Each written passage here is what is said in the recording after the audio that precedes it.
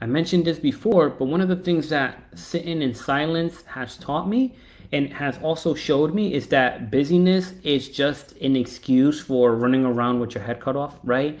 I know here, I'm from the United States, typically, being busy is supposed to be a sign of success. We think that if we're busy all the time, that we're doing something well of ourselves. We pride ourselves on always being busy. We pride ourselves on having a full calendar. And I realized that for the most part, 99% of the things that I was keeping myself busy with, it was not important.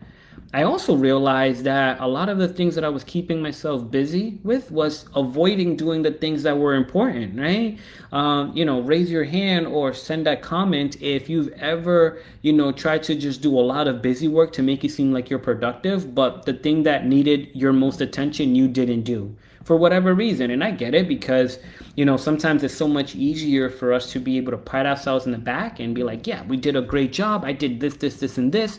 But you realize that none of it got you ahead. None of it, got you closer to what your overall goal is. None of it made that great of an impact. And this is why going back to being able to sit still, right?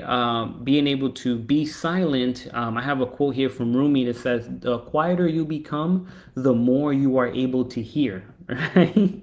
It's super powerful stuff there. And part of it is, you drum out all the noise, all the nonsense that are not serving you. And then you also become, as I mentioned, and I'm going to sound repetitive, but you become a receiver for the messages of the creator, right? If you're able to block everything out, if you're able to sit still, if you're able to allow, all your thoughts to basically flush out, well, once you don't have nothing going on in your brain, you can actually now listen.